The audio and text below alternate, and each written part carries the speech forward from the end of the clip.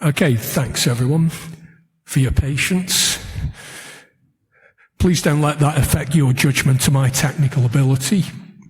Today I'm going to be talking about Salesforce and how certain aspects of coding for it can affect something called SOSL'ed injection or SOSL injection. Usual disclaimers at the start of any hacking presentation. This is for learning and knowledge and not for world domination or minor theft. Basically what I'm going to be talking about, quick intro and who I am, overview of Salesforce for anyone who doesn't know, then a quick discussion of the SOSL or SOSL language and how injection in that can work. Then we'll work on how to locate the issue, how to exploit it, and obviously how to fix it. So that's me, used to be a software developer in the financial sector, and eventually at some point became a penetration tester. Started to do more and more work on code review and then threat modeling, and eventually started to do much more work in developing my own tools and scripts.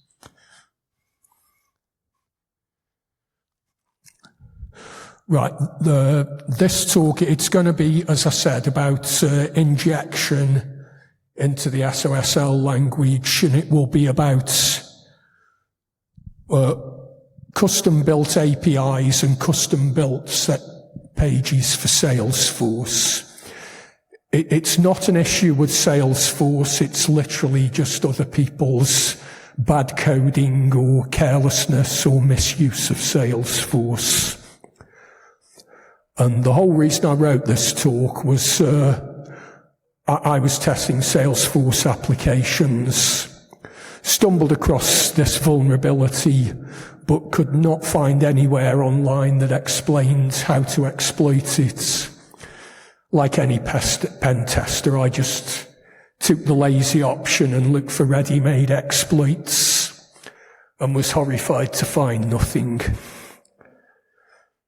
But just to repeat, the vulnerability is definitely a coding issue, not a Salesforce issue.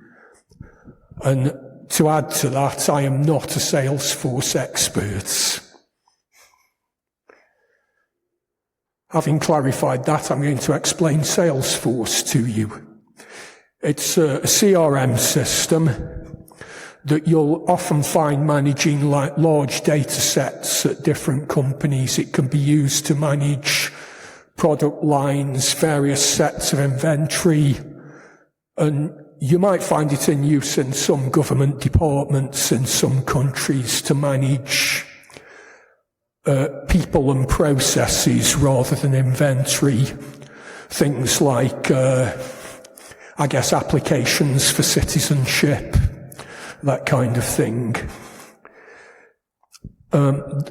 Salesforce comes as this package that allows you to build a website for that kind of inventory management with its own underlying data structure that they happily refer to with these CRUD permissions for create, read, update, and delete.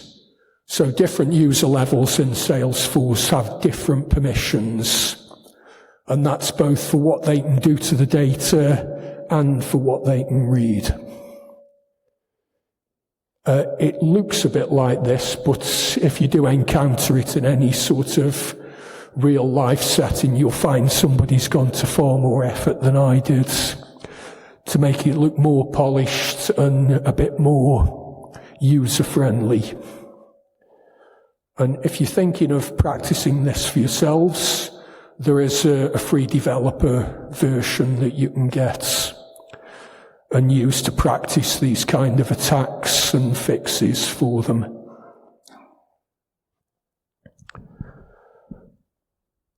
Importantly, the Salesforce terminology for the way it handles this data, their data is always referred to as objects. which an object is a table holding data, conceptually similar to a tab or worksheet in a spreadsheet. And fields and records are the other two aspects of this, where fields would refer to the columns as you would get in a spreadsheet, and records would be the rows. And in terms of those CRUD user permissions, some reader might only have permissions to look at particular fields on a certain object, or may be able to read but not modify. In terms of the handling and how Salesforce is customized, there's a number of languages available that Salesforce uses. Apex is something that's quite similar to Java, or a sort of customized Java with its own Salesforce stuff in there. And that can be used to build these APIs that can sit on top of your own Salesforce instance. SOCL is something that's used more for a query language that's very similar in syntax to SQL. And DML is also very similar to SQL. The difference between those two is that SOCL can only read and DML can only write. SOSL'ed is also a query language, but it has quite different syntax and different behaviors from the other two, from SOCL. And it stands for Salesforce Object Search Language, and it can really be used as part of your API, as part of the APIs that someone builds to search through Salesforce instances for all those objects. As I said, it's limited to queries. Even if you do discover injection, you can't update any data. It's just information disclosure. I've mentioned there's two different languages, SOCL and SOSL'ed. Salesforce gives this handy sort of guide to when you would use one or the other. You can read faster than I can talk, so I'm not going to read those all out individually. But basically, the SOSL'ed language would be used for far more general querying, particularly if you don't know, if you want to search all fields or don't know which search fields are being targeted. And in terms of when it's written, it looks very much like this. These are syntax examples taken from online tutorials. But as you can see, it's very similar in some ways to SQL, but just different enough from SQL to be confusing. It begins with that, always begins with find, followed by the search term, and then it's got a number of other qualifying optional clauses. So it can be used to build kind of dynamic statements in Apex or Java code.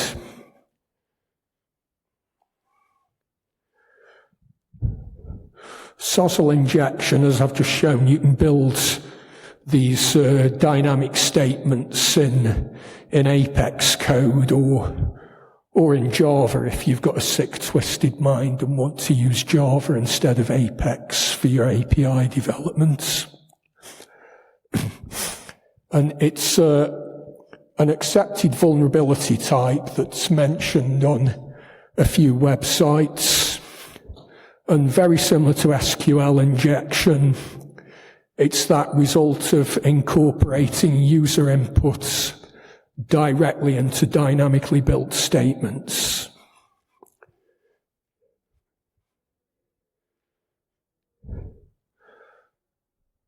as we said, DML is the update language, so any injection that you do find, it's strictly an information disclosure issue. You'll be able to read records or fields that you should not be able to see, but you will almost never be able to cause any corruption or rewriting of records unless there's some contrived situation of output data being passed into DML.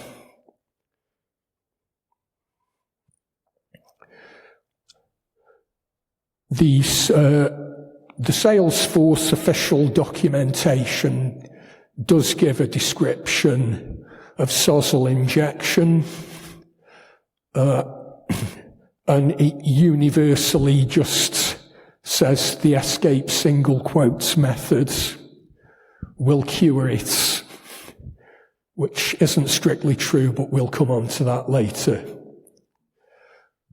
So as I'd stumbled across this vulnerability when I was testing, I found that and immediately wanted to find out more. As I attempted to find out more, I found there wasn't any more information anywhere. My search results just brought back a couple of web pages that said this vulnerability exists, but there was no payloads or examples I could reuse or customize. There weren't really that much of an explanation on most of the pages I did find.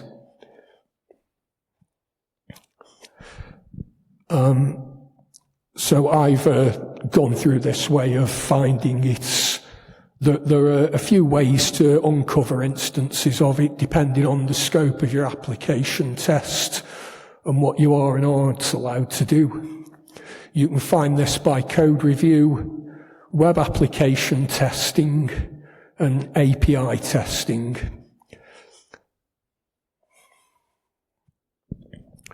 Which you can do by this fairly standard pen test methodology of the initial sort of scanning or investigation, confirmation, and then the test to find out just how bad or how not so bad the extent of the exploitability is.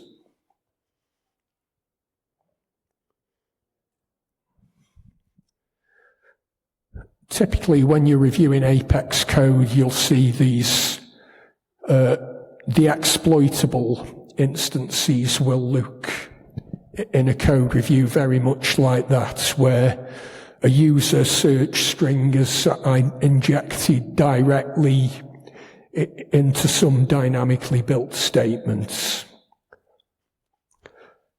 And so you can use grep to find that, but we'll look at improvements on how in a minute.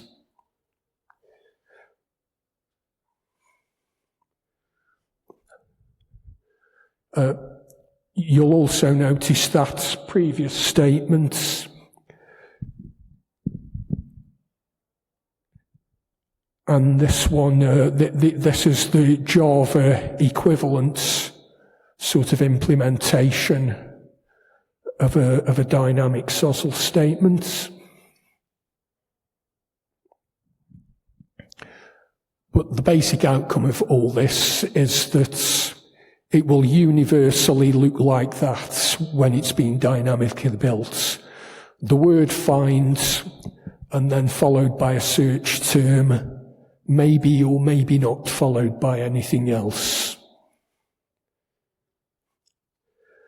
So you can find instances in a code review just with the right kind of grep. I know regexes are a bit of a dark art. There's probably more ways of doing it than what I've given there. But the instance that you would be looking for is the word find as a single demarcated word, followed by 0 or more spaces, and then followed by quote marks or an opening brace.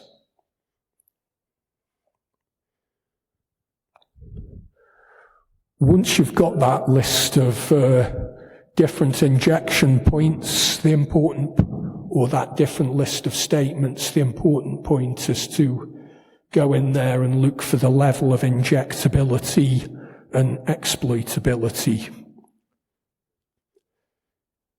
In terms of web and API testing, it's surprisingly easy to use these values as fuzz values or into whatever web scanning tool you're using.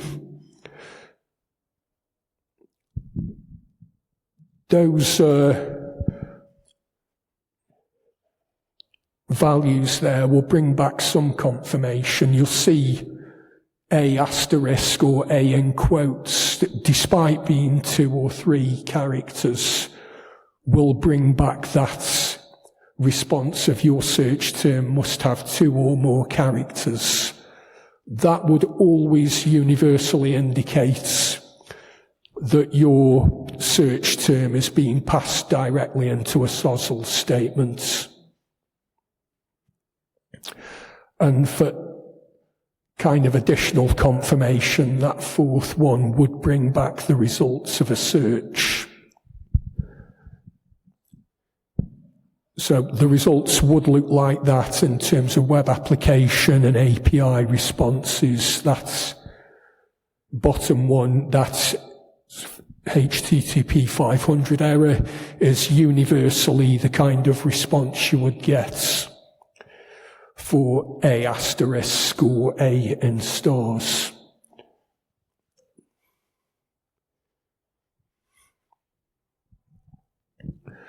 You can also see, if you're allowed to enter entire, longer, more complex search terms, what level of sanitization or trimming is being done to what you put in if you try complex statements like that. And if you do know good or bad values, you can have that variation, although that does rely on a bit of prior knowledge.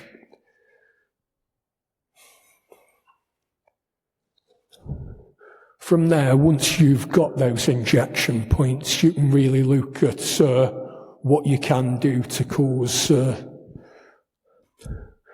I guess, either havoc or confirmation, depending on your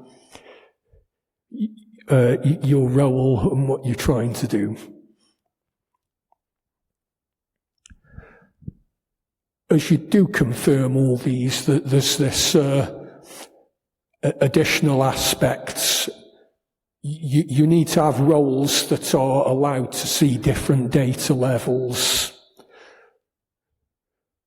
And although I've been showing you how to do it in web applications, typically the web front end is built in some GUI system where Salesforce controls what you can and can't do.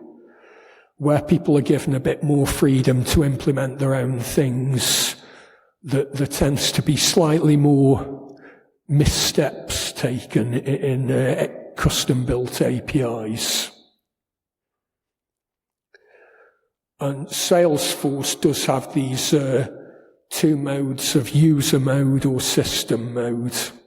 So someone writing an API would be able to set either user mode or system mode for the query level. System mode would allow a complete search of things the user is and isn't allowed to see, and would bring back those results.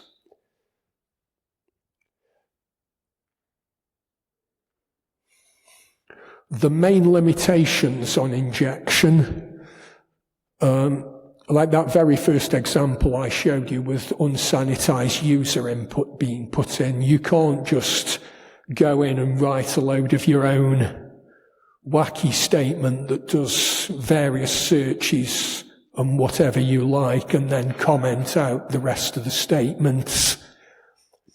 SOSL and SOCL both have no comment character, which is a bit of a limitation to try and inject, and that does enforce you having to come up with correct statements that fit the correct grammar. And of course, as I said, there's no data modification constructs, which is, I guess, an additional kind of limitation on what you can do.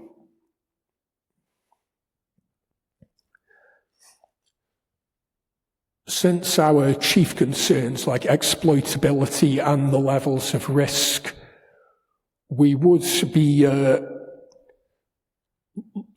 looking at the injection points. That's the example from earlier. As I said, it looks like it's got an injection point, but of course it's there are limits to what you can do with that without any ability to put in the comment character.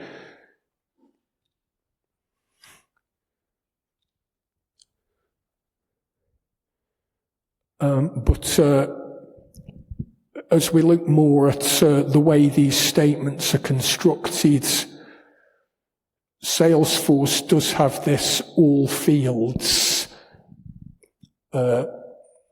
which this is from the Salesforce developer guide, which explains that ignores system level security when a search is made in all fields. So ideally, it's good to have injection points later on in the statements. So the basic thing about this is,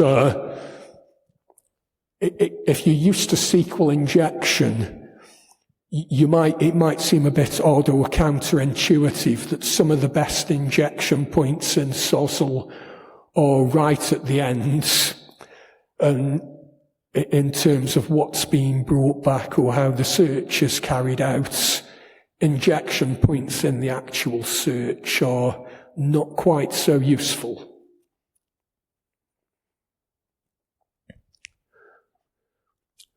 So if we look at this contrived example that I made up, this is one example of how the escape single quotes recommended defense would not protect this statement. If that second field in that there was injected, I'll explain like that. If that was populated by a drop-down list where it would populate that field with name, email, telephone, somebody using a web proxy could intercept that, populate it with their own value for all fields, and carry out that wider search of the full data set without those security restrictions being enforced. Salesforce helpfully gives you an example of how to use that in clause, as well as some of the examples of standard examples. There are a number of fields that are always present in certain record types.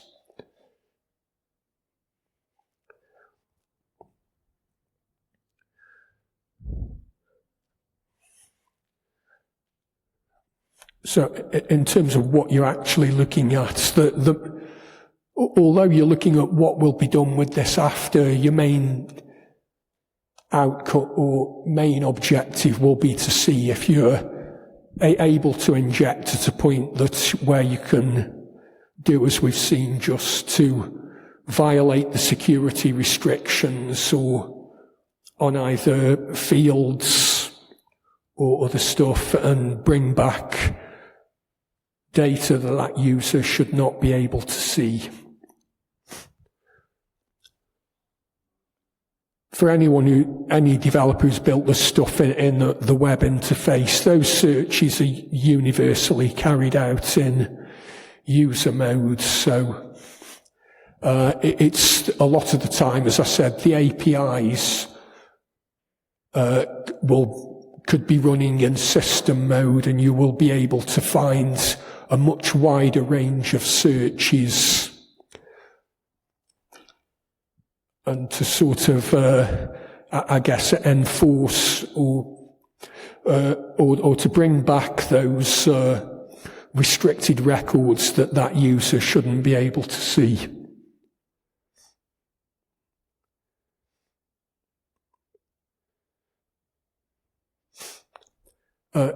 If you're using this, if you're attempting to confirm exploitability with application testing, there's a few basic tools you can use. It's all the standard sort of web developer or API testers toolkits that you would use to go and look manually at those injection points from your initial scanning and fuzzing.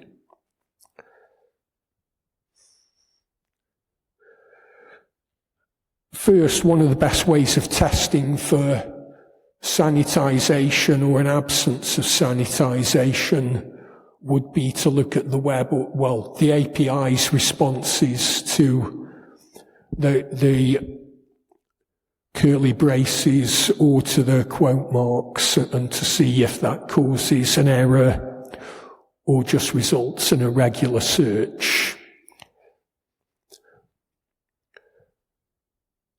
And broader search results than intended are what we're really after. Any sort of fields that are visible in the API test that were not visible when you did the same search in the web interface. You can do a kind of response comparison, bringing back regular data from the API, and then checking if the API allows weird constructs that should not normally be allowed, to look if you get totally different results back in the API, which are not visible in the web interface. So that would be an example of the API running in system mode, the web interface running in user mode, and showing that you get no results that way, but you do get results that way. And you may be able to get hold of information that you shouldn't be able to.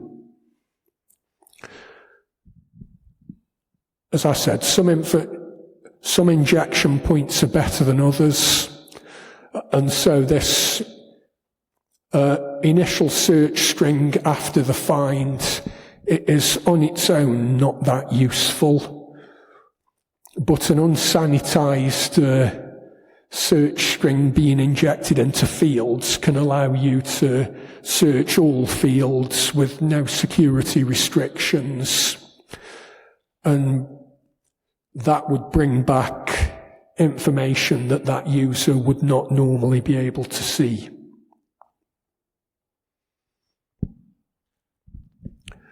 As well as the fields clause being a target, the returning and where clauses can be another target.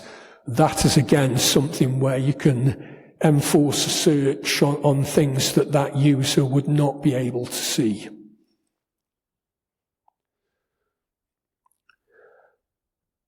So the where subclause is that final part, or final two parts of that statement, where it carries out some additional tests and returns data based upon what's actually within those where clauses.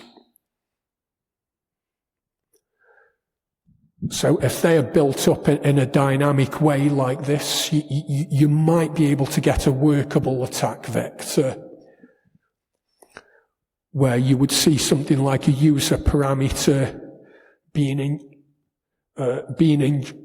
placed into that where clause that is at the end of that. That allows a fairly sort of complex attack like this other one. As we saw just, you can have multiple where clauses within this returning statement. And so a lack of sanitization would allow you to add on this whole other search of a field name within a different record, and that could be carried out on behalf of that user to see records that were not normally visible to that user.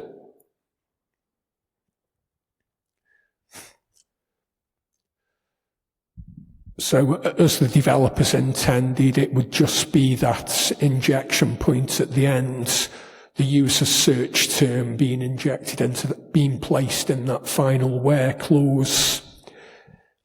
In the event of unsanitized data, you would have that chance to not only sort of put your thing into the proper where clause, but add on your whole additional other search of a different record, causing that search to bring back an additional set of data in the response. And I know it sounds like I'm recommending something where you would need to know what records were available and what you can search for, but there are standard objects available on the system and certain standard fields, like within the returning clause, that you can look up in order to get yourself some foothold and at least prove that that kind of injection is available and that you can bring back data you shouldn't be able to.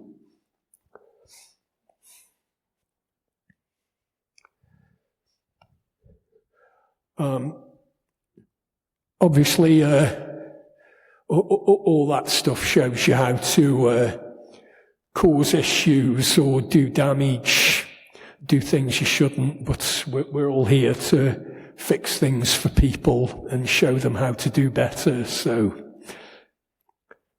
let's take a few mitigations possible. In terms of sanitization, you can use the escape single quotes function, but as we saw earlier, that's not enough. Really, like one of the main things is that avoiding direct use of user-controlled string literals where it could appear in some other parts of the clause. And just really checking for those valid values as you build things. The colon operator is something that you can use, as in the bottom one there, where a bit like a parameterized SQL statement, it prevents people building up dynamic statements with just any old random characters in them, and it always enforces this safe search. That is always the safest way to do it, and relying on escape single quotes is never safe.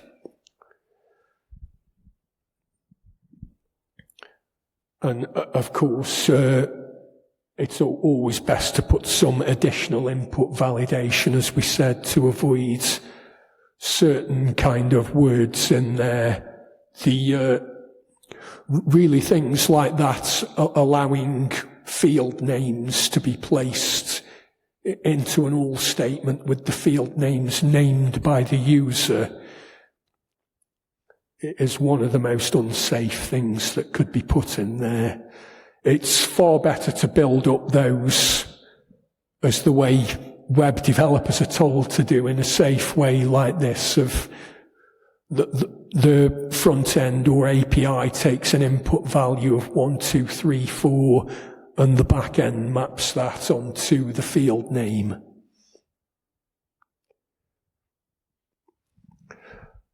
Okay, everything we've looked at so far is concentrated on SOSL'ed syntax and usable payloads, ways around different input methods. For the SOCL and DML, a lot of the standard SQL payloads will work for those. And anyway, it would have made the presentation too long. But really, you should,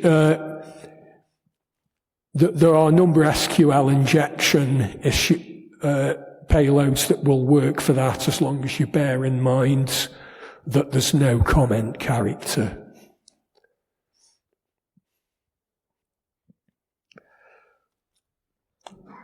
So I know there's been a lot of information there, and quite a sort of long syntax-driven discussion of things that I know not everyone is familiar with. But just to recap, SOSL injection, it has information disclosure issues, hardly ever has information integrity issues. The injection points towards the end of the statements are almost always more exploitable than the ones in the find clause.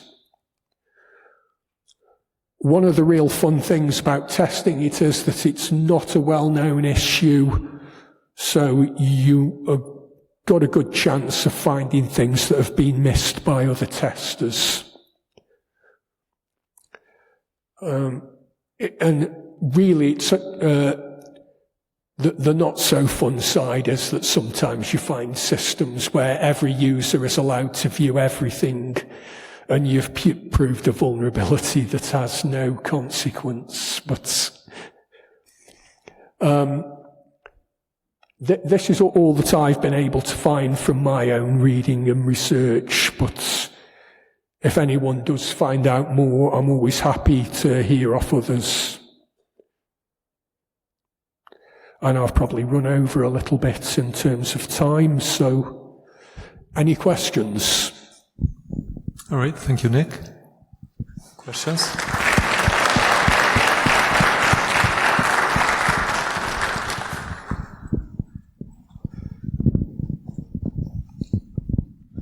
Thank you for your research.